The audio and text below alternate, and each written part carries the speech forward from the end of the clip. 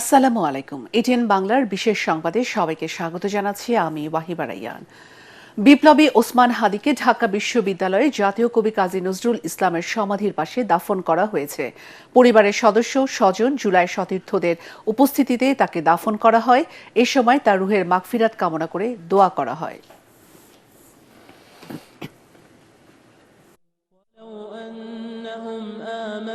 واتقوا لمثوبة من عند الله خير تجدوه عند الله إن يذكر فيها اسمه মাটি দিচ্ছেন, মাটি দেওয়ার জন্য আসলে মাটি দিচ্ছেন এবং এরপর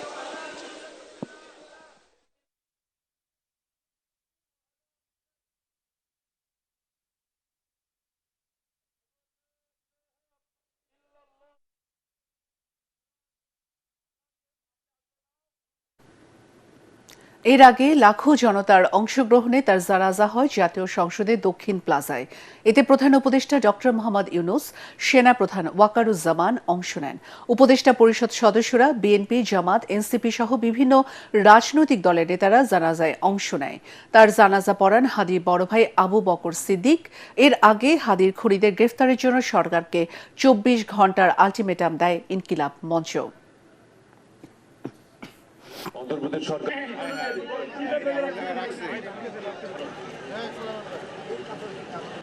জান দেব কিন্তু জুলাই দেব না। এই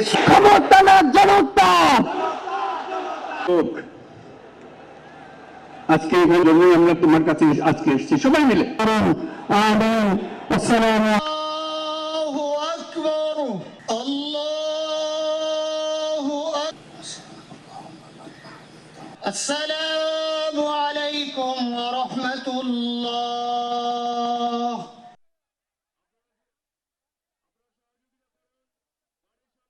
মসজিদ প্রাঙ্গণে জাতীয় কবি কাজী নজরুল ইসলামের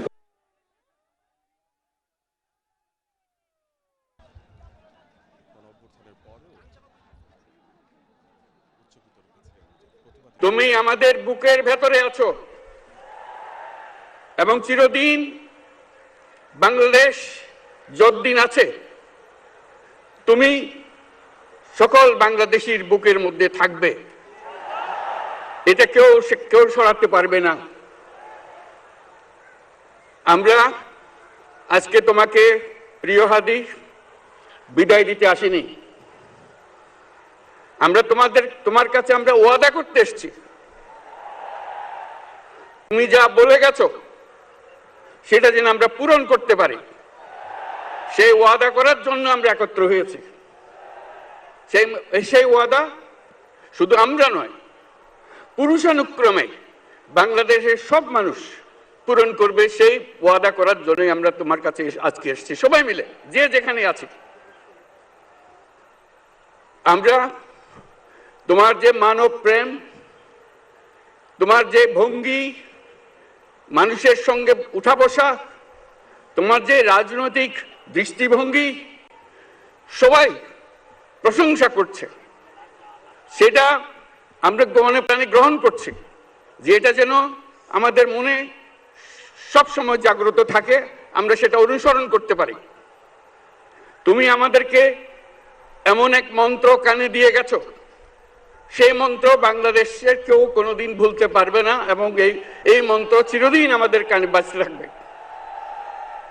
সেই মন্ত্র বাংলাদেশের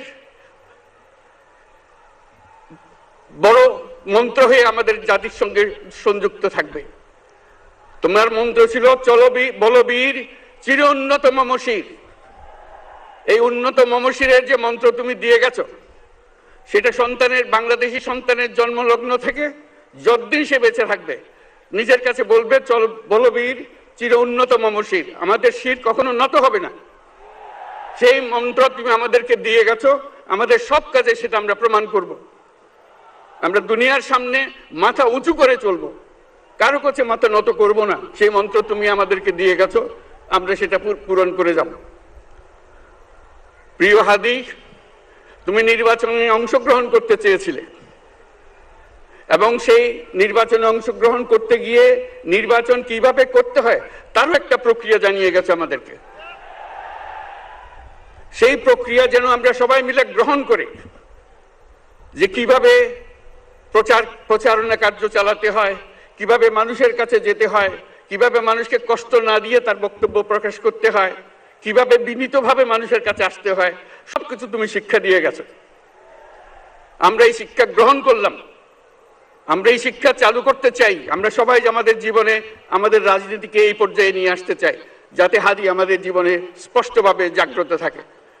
হাদি, তুমি হারিয়ে যাবে না, তুমি কোনোদিন কেউ তোমাকে ভুলতে পারবে না, তুমি যুগ যুগ ধরে আমাদের সঙ্গে থাকবে, আমাদেরকে তোমার মন্ত্র পুনঃ পুনঃ মনে করিয়ে দেবে, আমরা তোমাকে মনে করিয়ে দেব চলো বীর অন্যতম মশির।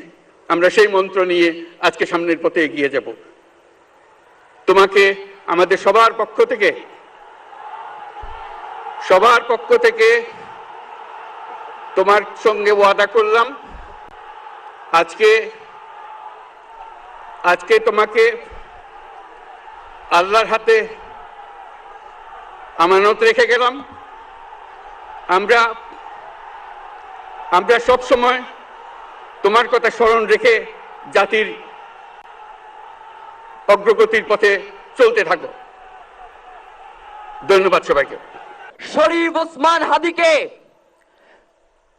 এক সপ্তাহ 168 ঘন্টা আগে গুলি করা হয়েছে। এখন পর্যন্ত কি তার খুনিকে গ্রেফতার করা হয়েছে? সরকারের পক্ষ থেকে এখন পর্যন্ত কি খুনিকে গ্রেফতারের ব্যাপারে আপনাদেরকে আশ্বস্ত করা হয়েছে? তারা কি এখন পর্যন্ত আমাদেরকে জানিয়েছে যে খুনি কোন জায়গায় রয়েছে?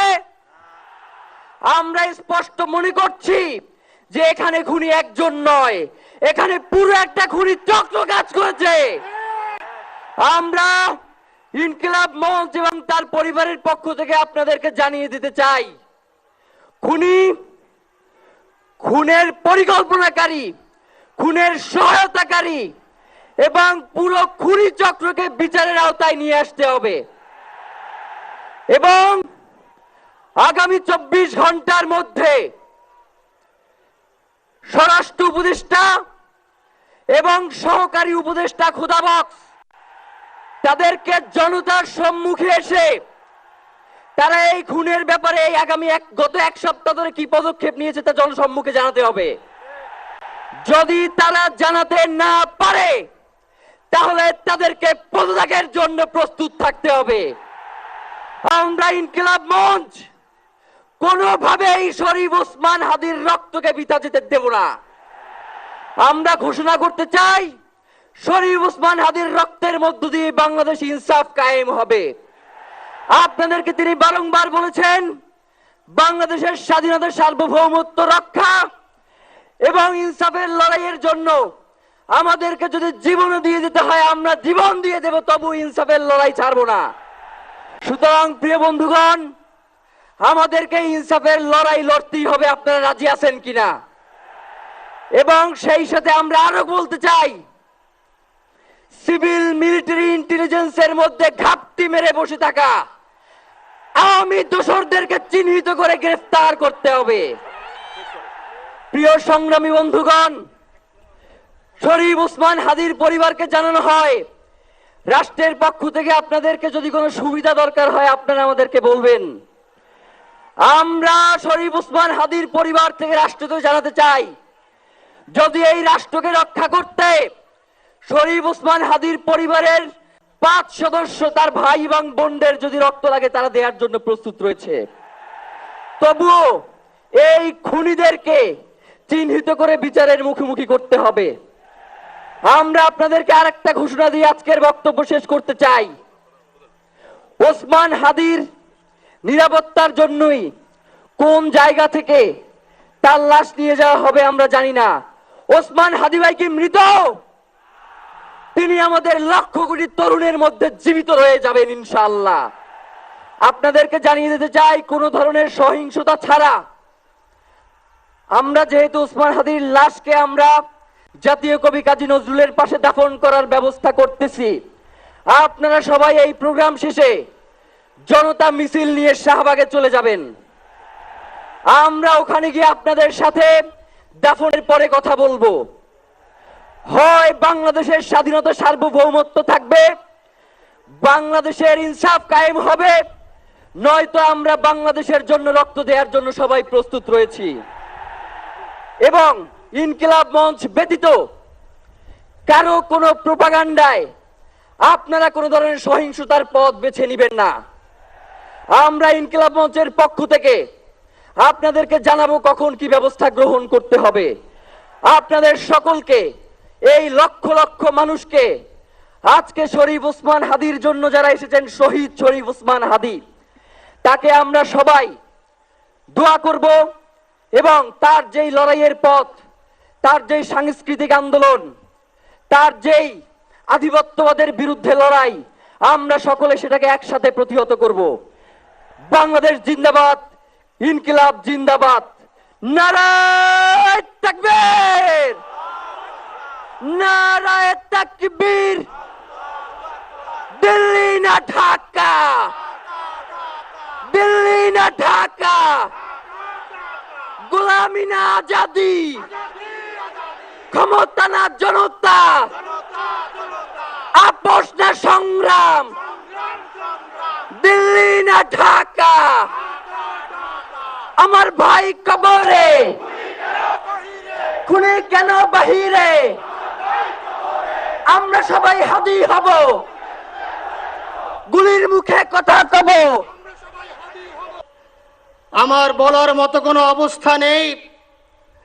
আপনারা জানেন যে শরীফ ওসমান হাদির একটি বাচ্চা মাত্র 8 মাস বয়স।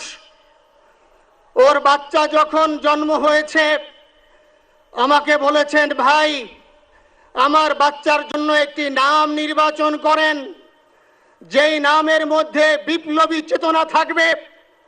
আমার সন্তানের জন্য একটি নাম নির্বাচন করেন, যেই নামটা সাহসিকতার পরিচয় বহন করবে। আমি অনেক যাচাই বাছাই করে ওর সন্তানের নাম দিয়েছিলাম ফিরিনাস, বিপ্লবী এবং সাহসী। সম্মানিত ভাইয়েরা, আজকের ওর সন্তানের চেহারার দিকে তাকানো যায় না। আজকের আমার মা প্রায় পাগল হয়ে যাচ্ছে, জ্ঞান হারিয়ে ফেলছে। আমার ভাই বোন তারা পাগল হয়ে যাচ্ছে। আমার 6 ভাই বোনের মধ্যে সবচেয়ে ছোট ছিল শরীফ ওসমান হাদি। আজকের তার লাশ আমার কাঁধে বহন করতে হচ্ছে।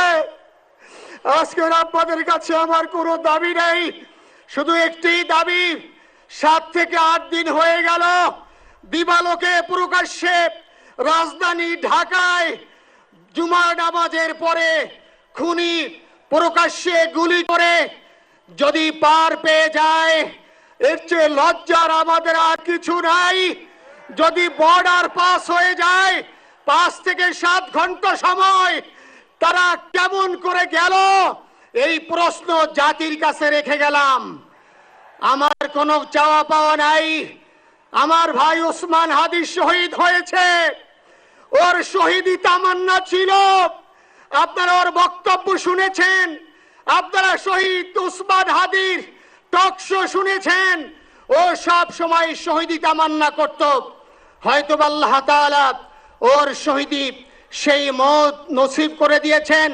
কিন্তু আপনাদের কাছে আমি এই ঋণ কোনদিন আমি ছাড়বো না। আমার ভাই শরীফ ওসমান হাদির বিচার যেন প্রকাশ্যে এই বাংলার জমিনে আমরা দেখতে পারি।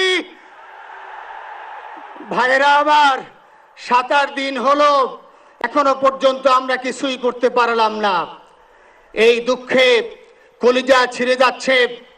আমরা ওসমান হাদির জন্য দোয়া করি, আমরা ওর সন্তান ওর স্ত্রীর জন্য দোয়া করি। ওর সন্তান মাত্র 8 মাস বয়স। গতকালকে যখন ওর কাছে নিয়ে আসছে, সবাই বাবাকে দেখাবে ওসমান হাদিকে। আমি বললাম কি লাভ হবে, ও তো কোনোদিন ওর বাবার চেহারা কথা বলতে পারবে না। ওর ছেলে আর কোনোদিন জানবে না যে আমার বাবা কেমন ছিল। ভাইরা আমার, ওসমান হাদি আর ফিরে আসবে না। ওসমান, তুমি দেখে যাও, লক্ষ লক্ষ জনতা, তৌহিদি জনতা তোমার জন্য পাগল। ওসমান, তুমি মরো নাই, তুমি আমাদেরকে পাগল বানাই দিয়ে গেছো। আল্লাহর কাছে আমরা সবাই দোয়া করি, আল্লাহ যেন আমার ভাই শহীদ শরীফ ওসমান হাদিকে জান্নাতুল ফিরদাউসের মেহমান হিসেবে কবুল করেন। এদিকে সংসদ ভবনের দক্ষিণ প্লাজায় জানাজায় অংশ নেন সর্বস্তরের মানুষ। জানাজা শেষে তারা হাদি হত্যার সাথে জড়িতদের দ্রুত গ্রেফতারের বিচারের দাবি জানান।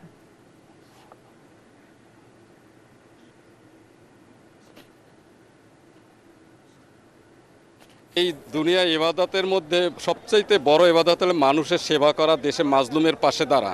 এই মাজলুমের পাশে যে দাঁড়াইছে এইরকম একটা ভালো মানুষ, হাদির মতো একটা এরকম মুজাহিদ, এই ভালো মানুষের জানাজায় আমরা আসতে পারছি, এটাই আল্লাহ তাআলার কাছে লাখো কোটি শুকরিয়া, আলহামদুলিল্লাহ। আর এই হাদির মতো এরকম জানাজা আমার জীবনে, আমার এই 56 বছরের জীবনে আমি দেখি নাই, আমি পাই নাই। এইরকম একটা ভালো মানুষের জানাজায় আসতে পেরে আমি আল্লাহ তাআলার কাছে লাখো কোটি শুকরিয়া, আলহামদুলিল্লাহ।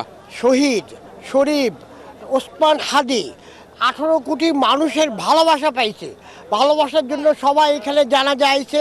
হ্যাঁ, আমি প্রধান উপদেষ্টার কাছে বিশেষ অনুরোধ জানাবো, সংসদ ভবনে এখানে তার জানাজা হয়েছে, পশ্চিম দক্ষিণ প্রান্তে বড় আকারে হাজির নামে একটা মসজিদ নির্মাণ করা হয়, ওই পূর্ব দিকে বা পশ্চিম দক্ষিণ সাইডে একটা মসজিদ নির্মাণ করা হবে।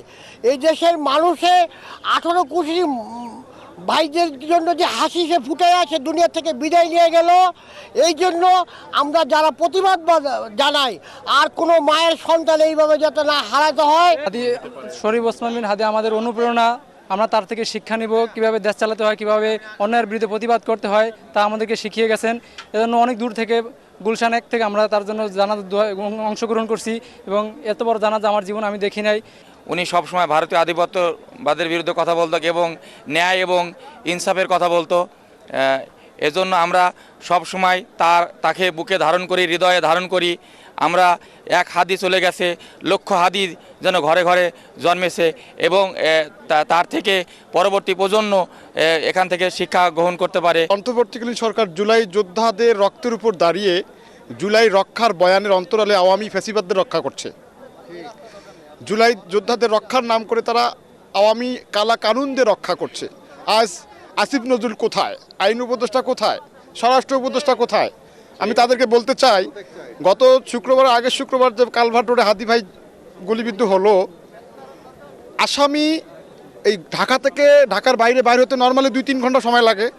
তা ঢাকা ওই মুহূর্তে ঢাকার চতুর্পাশে রেড অ্যালার্ট জারি করে যদি চেকপোস্টও বসাইতো, আসামি কিন্তু ভারতে পালিয়ে যেতে পারতো না, পারতো ভাই? তাহলে এই পালিয়ে যাওয়ার সুযোগটা কে করে দিল ভাই? স্বরাষ্ট্র উপদেষ্টারও তো গাফলেতি আছে, প্রশাসনেরও গাফলেতি আছে, এটা 100% ভাই। এই প্রশাসন এবং এই স্বরাষ্ট্র উপদেষ্টা দিয়ে আগামীর বাংলাদেশ, আমরা নতুনভাবে যে বাংলাদেশ তৈরি করতে যাচ্ছি, এই স্বপ্ন বাস্তবায়ন হবে না, হবে না। মানুষ মরণশীল, কিন্তু যারা শহীদ হয় তারা কখনো মৃত্যুবরণ করে না। হাদি ভাই সেই কথাই বলে গিয়েছেন যে তিনি আজকে অমর হয়েছেন, আগামী শতাব্দী পর্যন্ত হাদির চেতনা, তার জীবনের রক্ত আমাদের নতুন প্রজন্মকে অনুপ্রেরণা দিয়ে যাবে। ভারত কিংবা আধিপত্যবাদ বিরোধী, ভারত কিংবা আধিপত্যবাদী গোষ্ঠী এক হাদিকে ধ্বংস করে, এক হাদিকে শহীদ করে আমাদের এই আন্দোলন দমাতে পারবে না। আমরা লক্ষ লক্ষ হাদি হয়ে বাংলাদেশের স্বাধীনতা এবং সার্বভৌমত্বকে টিকিয়ে রাখবো ইনশাআল্লাহ। আমাদের মুসলিম ভাই, আমাদের কলিজার টুকরা, আমি মনে করি আজকের এই হাদি ভাইয়ের ইন্তেকাল শহীদি ইন্তেকাল। হাদি ভাইয়ের জন্য আমি আল্লাহ পাকের দরবারে দোয়া করি, আল্লাহ রব্বুল ইজ্জত যেন তাকে জান্নাতুল ফেরদাউস নসিব করে। বাংলাদেশ ইতিহাসে এত বড় জানাজা আমি আর কখনো দেখি না, আর যে হবে ইনশাআল্লাহ তা কখনো কল্পনাও করি না। এত মানুষের এত ভালোবাসা হাদির ভাইয়ের প্রতি, হাদি ভাই যদি জানতো তাহলে মনে হয় তার কলিজা মানুষের বাংলাদেশের মানুষের জন্য দিয়ে দিত। আমরা হাদি ভাইয়ের জান্নাতুল ফেরদৌস নসিব করে এই কামনা করতেছি। রাষ্ট্রের কাছে চাচ্ছি যে হাদিকে বীর সন্তান হিসাবে স্বীকৃতি দেওয়ার জন্য। হ্যাঁ, তা যিনি যে তার জীবন যে আমাদের জন্য ত্যাগ করেছে, তার ফুল জীবনটাই আমাদের জন্য ত্যাগ করে দিয়ে গেছে। শরীফ ওসমান হাদি স্যার উনি আমাদের একজন শিক্ষক ছিল। আমি ইউনিভার্সিটি অফ স্কলার্সের ট্রিপল-ই ডিপার্টমেন্টের স্টুডেন্ট, এবং শরীফ ওসমান হাদি স্যার উনি আমাদের ইংলিশ ডিপার্টমেন্টের লেকচারার ছিল। স্যারের এই অপূর্ণতার জন্য আমাদের শুক্রবারে এক্সাম ছিল, এক্সাম স্থগিত করছে আমাদের ইউনিভার্সিটি কর্তৃপক্ষ। এবং স্যারের যে একটা ভালোবাসা, স্যারের শুধু আমাদের ক্যাম্পাসে না, সারা বাংলাদেশে তিনি যে নজির সৃষ্টি করছে, সেই নজিরের কারণেই আজকে এই এত মানুষের সমাগম। জানাজা থেকে আওয়ামী লীগকে শিক্ষা। দর্শক, এই মুহূর্তে শাহবাগে আছেন সহকর্মী মিজান শাহজাহান। আমরা এবার সরাসরি যুক্ত হচ্ছি তার সাথে। মিজান, শাহবাগে বিপ্লবী জনতা কি বলছে এবং ইনকিলাব মঞ্চ থেকে নতুন কোনো আন্দোলনের কি ঘোষণা এসেছে?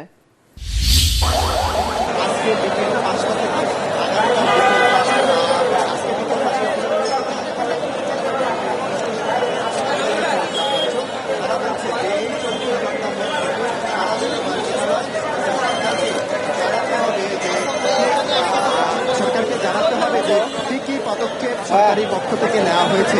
ইনকিলাব মঞ্চের মুখপাত্র শরীফ ওসমান হাদিকে যারা হত্যা করেছে, সেই হত্যাকারীদের গ্রেপ্তারে কতটুকু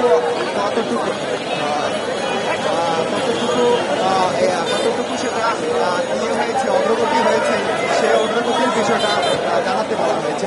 যদি এই 24 ঘন্টার মধ্যে অগ্রগতি সরকার সন্তোষজনকভাবে জানাতে পারে তাহলে ভিন্ন কথা, কিন্তু আজকে বিকেল 5:15 থেকে আগামীকাল বিকেল 5:15 পর্যন্ত যে 24 ঘন্টা সময় বেঁধে দেওয়া হয়েছে, এই সময়ের মধ্যে সরকার যদি হাদির খুনিদের ব্যাপারে সন্তোষজনক কোনো জবাব দিতে না পারে বা অগ্রগতি জানাতে না পারে, তাহলে আগামীকাল বিকেল 5:15 এই শাহবাগ থেকে ইনকিলাব মঞ্চ আবার নতুন করে কর্মসূচি ঘোষণা করবেন। এবং সেই কর্মসূচি হবে, তারা বলছেন যে অনেক ভয়াবহ, অনেক কঠিন কর্মসূচি।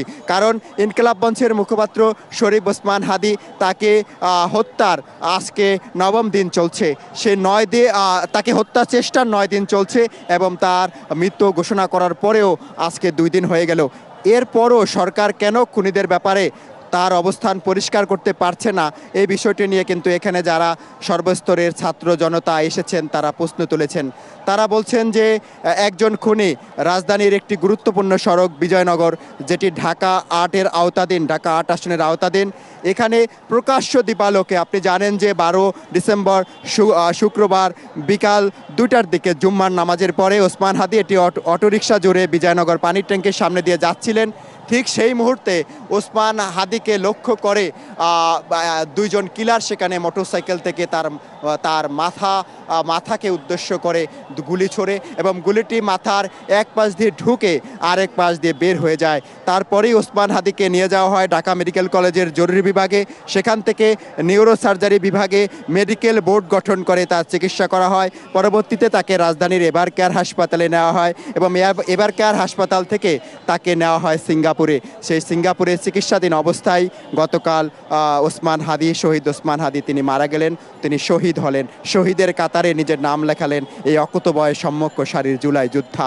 এখানে আজকে শাহবাগে যারা অবস্থান নিয়েছেন তারা এরই মধ্যে শাহবাগ ত্যাগ করতে শুরু করেছেন।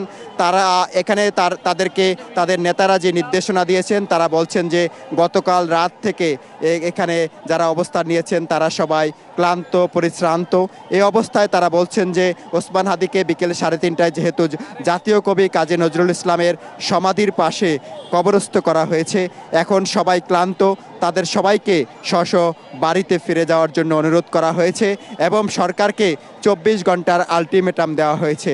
সরকার যদি এই 24 ঘন্টার মধ্যে, অর্থাৎ আগামীকাল বিকেল 5:15 মধ্যে সন্তোষজনক কোনো অবস্থান ব্যাখ্যা করতে না পারে, জানাতে না পারে, সেক্ষেত্রে আবারও নতুন করে কর্মসূচি দেওয়া হবে। যদিও সরকারের পক্ষ থেকে জানানো হয়েছে যে সরকারের সর্বোচ্চ চেষ্টা করা হয়েছে যে মূল খুনি যিনি মাস্টার মাইন্ড, তাদের সবাইকে যাতে আইনের আওতায় নিয়ে আসা যায় এবং বিচার করা যায়। কারণ ওসমান হাদি এমন একজন জুলাই যোদ্ধা যিনি এরই মধ্যে তরুণ সমাজের কাছে, ছাত্র সমাজের কাছে, শিক্ষক সমাজের কাছে একটি অনুসরণীয় আইকন হয়ে উঠেছিলেন, যার মুখ থেকে প্রতিবাদের ভাষা ছিল, যিনি আইনের শাসনের কথা বলতেন, গণতন্ত্রের কথা বলতেন, এমনকি তিনি নিজেদের সমালোচনা করতেও তিনি বিন্দুমাত্র চিন্তা করতেন না। আপনি জানেন যে ওসমান হাদি ঢাকা ৮ সংসদীয় আসন, যেটি পল্টন, মতিঝিল, শাহবাগ এই এলাকা নিয়ে গঠিত, সেই আসনে তিনি নির্বাচন করতে ইচ্ছা পোষণ করেছিলেন স্বতন্ত্র প্রার্থী হিসাবে। ওসমান হাদি বলেছিলেন তিনি যদি সংসদ সদস্য নির্বাচিত হন তাহলে অন্য যে 299 জন সংসদ সদস্য থাকবেন তাদেরকে জবাবদিহিতার মুখে ফেলা হবে, অর্থাৎ বিনা জবাবদিহিতায়, বিনা কারণদর্শিতায় কাউকে কোনো ধরনের কাজ করতে দেওয়া হবে না। ওসমান হাদি চাঁদাবাজির বিরুদ্ধে, দখলবাজির বিরুদ্ধে যে প্রতিবাদী কণ্ঠস্বর হয়ে উঠেছিলেন সেটি অনেকের জন্য আতঙ্কের কারণ হয়ে দাঁড়িয়েছিল। ওসমান হাদি একজন সংস্কৃতিমনা মানুষ ছিলেন। তিনি ইনকলাব মঞ্চের পাশাপাশি তিনি ইনকলাব কালচারাল সেন্টার গড়ে তুলেছিলেন, যেখানে তার কণ্ঠে বিদ্রোহী কবি কাজী নজরুলের কবিতা, তার কণ্ঠে আমাদের যে জাতীয় কবির যে নজরুল সঙ্গীত, সেই নজরুল সঙ্গীত নানাভাবে ভাইরাল হয়েছে, যা মানুষকে আন্দোলিত করেছিল। আমরা ওসমান হাদি শহীদ হওয়ার পরে সেই তার মুখে আবৃত্তিগুলো বারবার দেখতে পাচ্ছি সামাজিক যোগাযোগ মাধ্যমে, বিভিন্ন সংবাদ মাধ্যমে সেগুলো দিয়ে বিভিন্ন রকমের স্টোরি তৈরি করা হচ্ছে।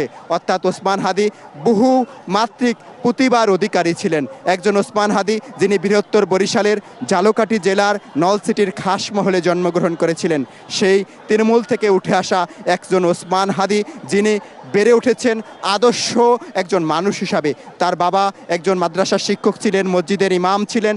ওসমান হাদি নিজেও একজন শিক্ষক ছিলেন।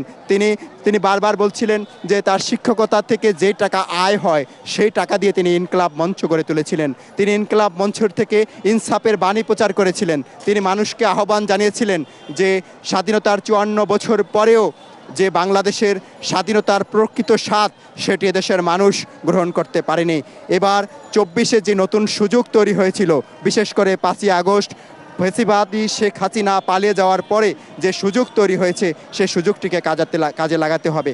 একটি সত্যিকারের গণতান্ত্রিক রাষ্ট্র, যে রাষ্ট্রের চিন্তা চেতনা নিয়ে 1971 সালের মহান মুক্তিযুদ্ধে এদেশে 30 লাখ মানুষ শহীদ হয়েছিলেন, 2 লক্ষ মা বোন তাদের ইজ্জত বিসর্জন দিয়েছিলেন, অসংখ্য মানুষ জীবনের মায়া ত্যাগ করে, পরিবারের মায়া ত্যাগ করে পাক হানাদার বাহিনীর বিরুদ্ধে যুদ্ধে ঝাঁপিয়ে পড়েছিলেন। সেই স্বপ্ন পুরোপুরি বাস্তবায়ন হয়নি 1971 সালের মুক্তিযুদ্ধের পরে, কারণ আমাদের দেশে যারা শাসক হিসাবে 1971 সালের পরে এই 2024 সাল পর্যন্ত এসেছেন তারা বিভিন্ন সময় ক্ষমতাকে কুক্ষিগত করেছেন। ওসমান হাদি বলেছেন যে এই কুক্ষিগত ক্ষমতায়ন থেকে, এই বলয় থেকে এই দেশকে বের করে আনার জন্যই তার এই যুদ্ধ। আপনি দেখতে পাচ্ছেন যে শাহবাগ থেকে আরও 30 মিনিট আগে ঘোষণা দেওয়া হয়েছে যে সরকারকে 24 ঘন্টার আলটিমেটাম দেওয়া হয়েছে। এখনও এখানে অনেকে অবস্থান করছেন, বিশেষ করে আমরা জাতীয় পতাকা নিয়ে অনেককেই অবস্থান করতে দেখেছি। তারা বলছেন যে ওসমান হাদি ভাই ছিলেন একজন প্রকৃতপক্ষে বাঙালি, বাংলাদেশি। তার ভিতরে কোনো ধরনের অন্য দেশের প্রতি কোনো প্রীতি ছিল না, সেটা হোক ভারত, হোক পাকিস্তান। তিনি মনে প্রাণে একজন বাংলাদেশি হতে পেরেছিলেন।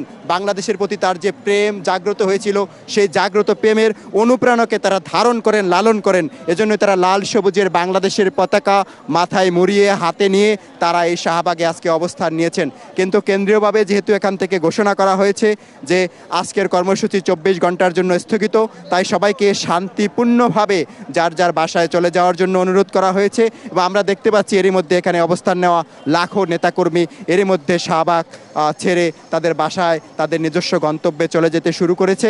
যদিও এখানে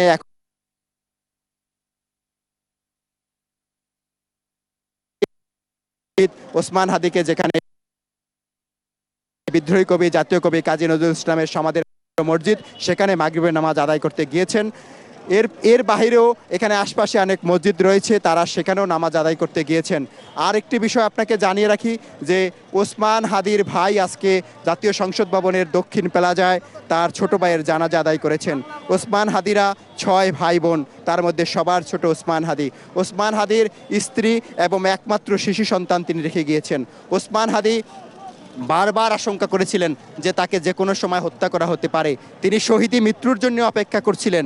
তাকে দেশি বিদেশি নম্বর থেকে বারবার হুমকি দেওয়া হয়েছিল, যে বিষয়টি তিনি সামাজিক যোগাযোগ মাধ্যমে স্ট্যাটাস দিয়ে বারবার তিনি অবগত করেছেন। কিন্তু ইনকলাব মঞ্চ থেকে বলা হয়েছে যে তিনি বারবার সতর্ক করার পরও এই ব্যাপারটিকে সরকার খুব সিরিয়াসলি নিয়েছে বলে ইনকলাব মঞ্চ মনে করেন না। কারণ যদি তার নিরাপত্তা বলয় জোরদার করা হতো তাহলে প্রকাশ্য দিবালোকে 12ই ফেব্রুয়ারি ফকিরাপুল পানির ট্যাঙ্কির সামনে হয়তোবা ওসমান হাদিকে জীবন দিতে হতো না। এজন্য তারা বলছেন যে এই দায় নিয়েই স্বরাষ্ট্র উপদেষ্টাকে পদত্যাগ করতে হবে এবং সরকারকে ব্যাখ্যা দিতে হবে যে কেন ওসমান হাদির নিরাপত্তা বিধান করা গেল না, কারা ওসমান হাদিকে হত্যা করলো, সেই পরিকল্পনার তথ্য কেন বাংলাদেশের গোয়েন্দা সংস্থাগুলো আগে থেকে পেল না, এই প্রশ্নটিও তারা তুলেছেন। এবং তারা এও বলছেন যে ওসমান হাদিকে প্রকাশ্য দিবালোকে হত্যা করে ঢাকা শহরে সেখানে মোটরসাইকেল চালিয়ে খুনিরা কিভাবে ঢাকা শহর ত্যাগ করে দেশের বাইরে গিয়ে গেল অথবা দেশের মধ্যে অন্যত্র পালিয়ে আছে, সেই বিষয়টিকে গোয়েন্দা সংস্থাকে পরিষ্কার করার জন্য ইনকলাব মঞ্চ এবং সর্বস্তরের ছাত্র জনতার পক্ষ থেকে দাবি জানানো হয়েছে। আমি একটু আগে আপনাকে যেমনটি বলছিলাম, আজকে সংসদ ভবনের দক্ষিণ প্লাজায় কোটি মানুষ অংশ নিয়েছেন শহীদ শরীফ ওসমান হাদির জানাজায়। মিজান, আপনাকে ধন্যবাদ।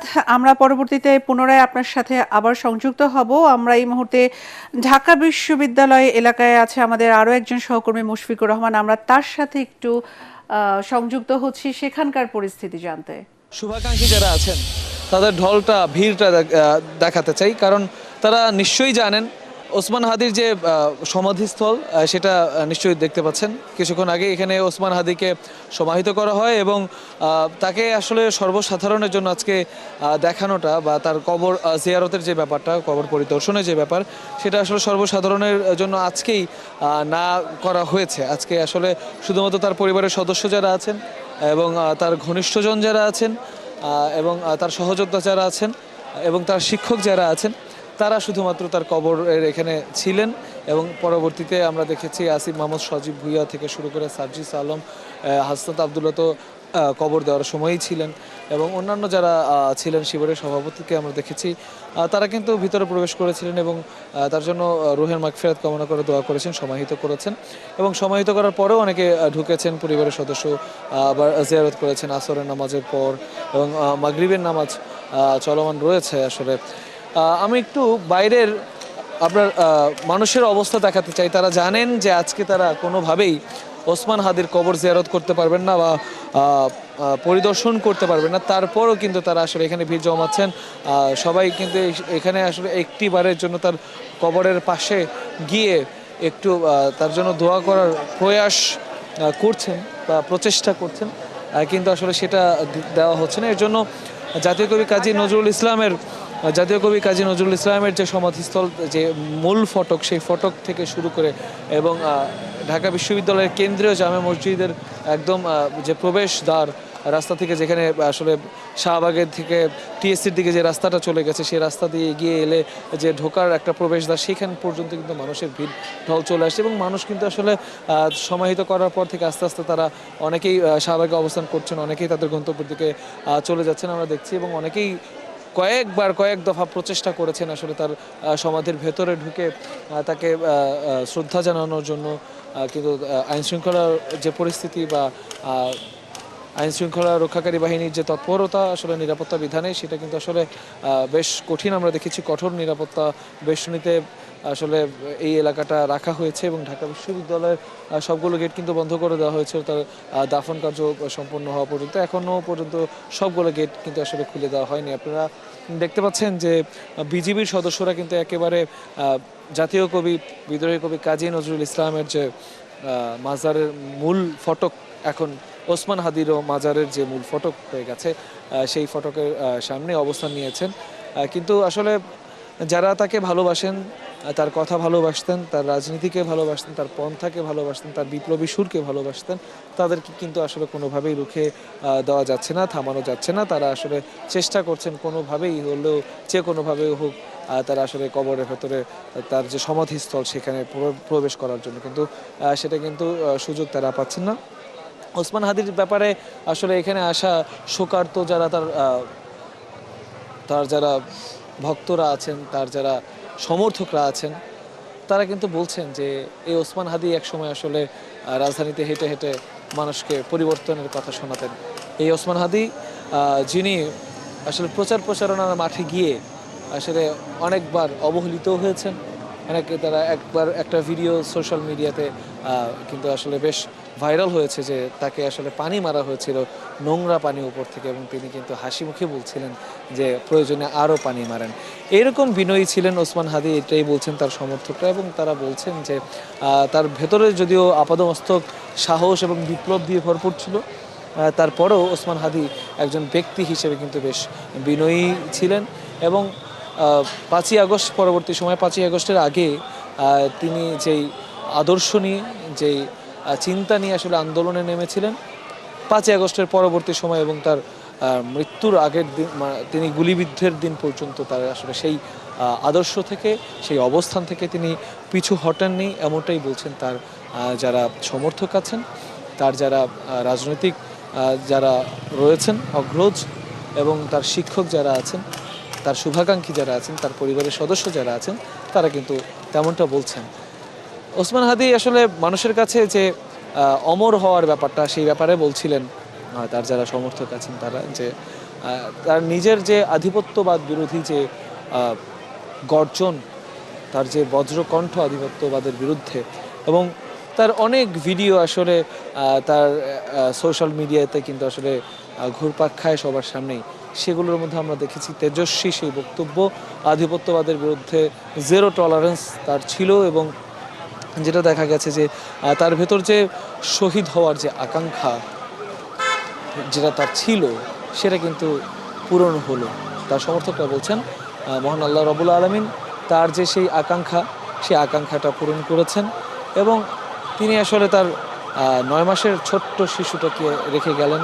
অনেকে দুঃখ প্রকাশ করছেন, অনেকে তার জন্য চোখের পানি ঝরিয়েছেন, বলেছেন যে হাদি শহীদ হয়ে গেলেন, কিন্তু হাদিদের মরণ নেই, অমর হয়েছেন তিনি, এমনটা বলছেন তার যারা সমর্থক আছেন তারা। তবে তার যে শিশুটি, সেটার তার ব্যাপারে আসলে তারা কিন্তু অনেক দুঃখ প্রকাশ করেছেন এবং শঙ্কা প্রকাশ করেছেন, বাবা ছাড়া একজন শিশু বেড়ে উঠতে হবে। এখন শুধুমাত্র অসাধু কিছু মানুষ বা সন্ত্রাস যারা ছড়িয়ে দিতে চায়, আধিপত্যবাদের যারা দালাল, এমনটাই বলছেন তার সমর্থকরা, যে আধিপত্যবাদের যারা দালাল আছেন তাদের আগ্রাসনে একজন শিশু যেমন এতিম হলো, একজন স্ত্রী স্বামী হারালেন, একজন মা সন্তান হারালেন, একজন বাবা তার ছেলেকে হারালেন, বড় ভাইয়েরা তার ছোট ভাইকে হারালেন, এবং ছোট ভাইয়ের লাশ বড় ভাইয়ের কাঁধে উঠল।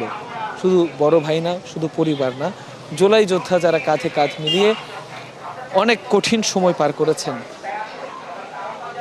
তারা অনেক নির্যাতন অত্যাচারের শিকার যেভাবে হয়েছেন একসাথে, তাদের কাঁধে চড়ে এবার হাদি শেষ বিদায় কিন্তু নিলেন। তারাই কাঁধে করে নিয়ে এসে তাকে সমাহিত করলেন। এই যে তাদের মনের যে অবস্থা, একজন বিপ্লবী, একজন অন্যায়ের বিরুদ্ধে প্রতিবাদকারী, একজন অন্যায়ের বিরুদ্ধে যুদ্ধ ঘোষণাকারী বা মুশফিক, আমরা একটু মিজান শাহজাহানের সাথে কথা বলছি, উনি আছেন শাহবাগে। মিজান, যেমনটি বলছিলেন মাগরিবের নামাজ শেষে পুনরায় সবাই সমবেত হবে, তো এই মুহূর্তে আসলে সবাই সমবেত হয়েছে কিনা এবং সবাই কি বলছেন? জি, আপনাকে ধন্যবাদ। মাগরিবের নামাজ শেষ হয়ে গেছে। মাগরিবের নামাজ শেষ হওয়ার পরে এখানে সবাই যার যার মতো করে বাসায় চলে যাচ্ছেন। শাহবাগ মোড়ে এই মুহূর্তে কেউ কেউ অবস্থান করছেন, তবে আমরা তাদের সঙ্গে কথা বলে যেটি জানতে পেরেছি যে তারা এখানে বেশিক্ষণ অবস্থান করবেন না, তারা কিছুক্ষণের মধ্যেই এই শাহবাগ ছেড়ে বাসায় চলে যাবেন, কারণ তারা তাদের চেইন অফ কমান্ড, নেতৃত্বের নির্দেশনার প্রতি তারা শ্রদ্ধাশীল। এ কারণে তারা অল্প কিছুক্ষণের মধ্যেই শাহবাগ ছেড়ে চলে যাবেন। যদিও আমরা দেখতে পাচ্ছি যে অনেকেই জাতীয় পতাকা, লাল সবুজের জাতীয় পতাকা হাতে নিয়ে শাহবাগ মোড়ে অবস্থান করছেন, এবং এই কারণে এই শাহবাগ মোড়ের এই রাস্তাটিতে সড়কে যান চলাচল বন্ধ রয়েছে। যদিও আমরা আশা করছি যে কিছুক্ষণের মধ্যেই হয়তোবা যান চলাচল শুরু হবে। আর আমি আপনার মাধ্যমে দর্শকদের একটি বিষয় জানিয়ে রাখি যে যদিও উত্তর স্টেশন থেকে মতিঝিল পর্যন্ত মেট্রো রেল চলাচল স্বাভাবিক রয়েছে, তবে ভিড় এড়ানোর জন্য ফার্মগেট, কারওয়ান বাজার, শাহবাগ এবং ঢাকা বিশ্ববিদ্যালয় এই 4টে স্টেশনে মেট্রো রেল থামছে না। এছাড়া বাকি স্টেশনগুলোতে মেট্রো রেল স্বাভাবিকভাবেই চলাচল করছে। আর আজকে শনিবার দিন, যদিও ছুটির দিন, তা এই কারণে অত যানজটের চাপ নেই। তারপরও এখানে যেহেতু শাহবাগের সড়কটি একেবারেই বন্ধ রয়েছে, এই কারণে এখান দিয়ে যানবাহন চলাচল করতে পারছে না। ট্রাফিক যানবাহন নিয়ন্ত্রণ করছে তারা বাংলা মোটর দিয়ে, অর্থাৎ ফার্মগেট থেকে শাহবাগমুখী যেসব যানবাহন আসছে সেগুলোকে তারা বাংলা মোটর থেকে মগবাজার এর দিকে ঘুরিয়ে দিচ্ছে। হয়তোবা আর আধা ঘন্টা থেকে এক ঘন্টার মধ্যে এটা হয়তো পরিবেশ পরিস্থিতিটা স্বাভাবিক হয়ে যাবে। আর আমি আপনাকে এই মুহূর্তে আমার কাছে এই হচ্ছে খবর। পরবর্তী সংবাদে এই বিষয়ে আপনাকে আরও বিস্তারিত জানাতে পারবো। ধন্যবাদ আপনাকে। মিজান, আপনাকে ধন্যবাদ। আমরা পুনরায় আপনার সাথে সংযুক্ত হব পরবর্তী সংবাদে। ওসমান হাদির মৃত্যুতে আজ সারা দেশে পালিত হচ্ছে একদিনের রাষ্ট্রীয় শোক। এ উপলক্ষে আজ দেশের সব সরকারি, আধা সরকারি, স্বায়ত্তশাসিত প্রতিষ্ঠান, শিক্ষা প্রতিষ্ঠান সহ সরকারি বেসরকারি ভবন এবং বিদেশে বাংলাদেশ মিশনগুলোতে জাতীয় পতাকা অর্ধনমিত রয়েছে। এর আগে গত বৃহস্পতিবার রাতে জাতির উদ্দেশ্যে দেওয়া ভাষণে প্রধান উপদেষ্টা ডক্টর মোহাম্মদ ইউনূস ইনকিলাব মঞ্চের মুখপাত্র শরীফ ওসমান হাদির মৃত্যুতে শনিবার একদিনের রাষ্ট্রীয় শোক ঘোষণা করেন।